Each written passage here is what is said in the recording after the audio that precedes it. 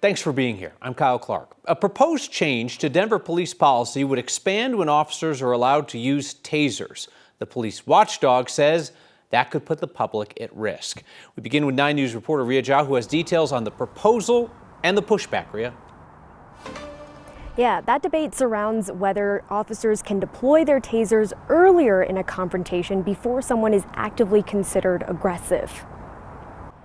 The Denver Police Department is looking to change its use of force policy. I had several concerns regarding the new policy. But the department's watchdog has a bone to pick with those proposed changes. Yes, watchdog is the term that is used quite often. Elizabeth Perez-Castle runs the Office of the Independent Monitor. This week, they issued a report. We issued that report based upon a Denver Police Department draft policy regarding a new taser. DPD now wants to lower the threshold for when officers can deploy a taser. Currently, the taser is used in instances of what's called active aggression. Meaning someone is threatening or attempting to hurt an officer or another person. The lesser degree of force is known as defensive resistance. The proposed rule would allow officers to use a taser on people who are resisting them or trying to get away, but don't necessarily present a threat, something they categorize as defensive resistance. The concern is that will put many more community members at risk of harm. In a statement, DPD argued that using a taser earlier in a confrontation could stop situations from escalating into violence and reduce serious injuries. I'm not aware of any scientific data that indicates that using taser with defensive resistance leads to safer outcomes. The department also said the proposed policy changes are tied to its rollout of a new taser model. The old taser had a 50,000 max voltage. The new taser has a 1,000 max voltage. It will still incapacitate a subject. That's the purpose. In her report, she suggests that DPD restarts the process and involve the people they serve. The current use of force policy was put together based upon a task force of community members. They should follow that process again. DPD said they mistakenly published those policies before the Office of the Independent Monitor had a chance to issue their recommendations, so now they rescinded that and they are reviewing those recommendations. Reporting live in Denver, Ria Jha, 9 News. Calm day today to end a wild week of weather, and Mother's Day weekend is looking like more of the same continuation of today. Temperatures in the 70s, and then things will heat back up next week. Meteorologist Corey Reppenhagen's along. We return you to your regularly scheduled warmth, I suppose. Yeah, 80s are coming back. Next week's going to be pretty warm, and the mamas are going to be pretty happy with this weekend. Really warm temperatures tomorrow, and then lots of sunshine on Sunday. Here's a look at the city of Denver right now. Temperatures in the 60s. 53 out at Denver International Airport, just a little bit cooler. Tomorrow's morning's temperatures are going to be fairly mild across the area, including the high country, with some temperatures above freezing for low temperatures. High temperatures on Saturday afternoon are going to be very warm, a good 10 degrees above normal, even into the upper 70s across some areas like Denver, and some 80s out there on the western slope. Your next 3 days, including the Mama's Day weekend, very warm tomorrow with some clouds. Cold front comes through on Sunday morning. That means it'll be just slightly cooler on Sunday, but full sunshine the entire day. And then here we go into the 80s. We could have 3 to 5 80-degree days coming up next week. I'll describe that coming up in the forecast. The superintendent of the second largest school district in Colorado is stepping down. Tracy Dorland says she'll leave Jeffco Public Schools July 5th. She didn't elaborate on her quote-unquote new opportunity. It's been a rough go. Last May, the teachers union called for a change in leadership and held a no-confidence vote. They accused Dorland of making decisions behind closed doors, not listening to the community, and not addressing student safety.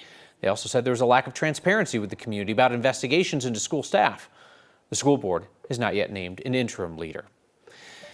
Canvas, the online learning platform used by thousands of schools across the country, is now back online after a cyber attack caused a widespread outage during finals week.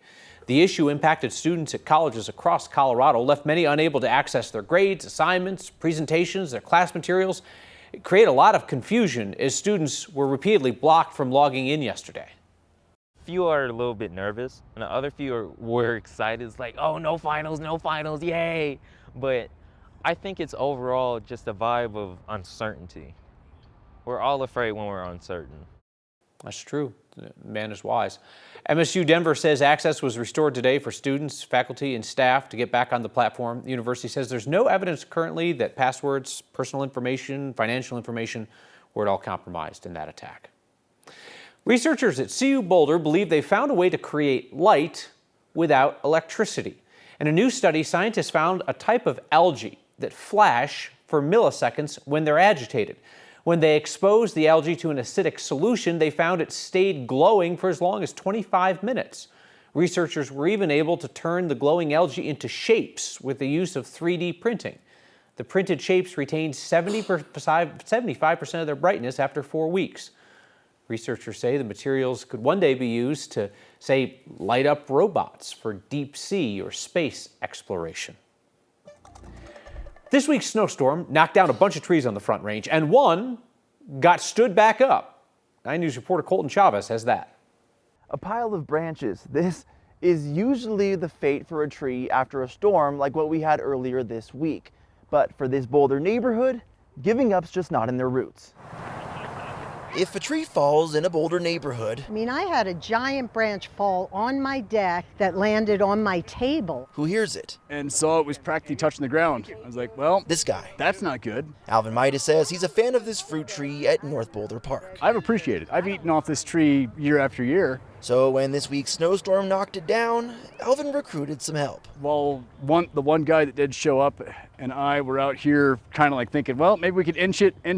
That's not going to work. But Judith was kind enough to ask us about what we were doing. I always go out this back gate with my dog to walk my dog, and I saw that there was just a regular car with the hatch back up and these 2 men looking at that tree. Turns out Judith Dack has a knack for finding help. And I see that there are like 12 young men playing that spike ball, and they're all set up just to the north of the tree. So I'm thinking, well, here's a whole group of men to help. Come on, guys. We were very fortunate. We had a whole group of high schoolers that said, hell yeah. But it looked like tug of war. This guy, Alvin, he had all the ropes and the ratchets. A little TLC for this Boulder tree. I was going to tell him to please move because we're filming, but then I realized that this is exactly the point. A reminder that it doesn't matter if the tree falls, only if you help it get back up. The supports that we've got in place are just going to be this reminder for anybody that did pitch in, be like, yeah, we did that. It's a beautiful thing. In Boulder, Colton Chavez, 9 News.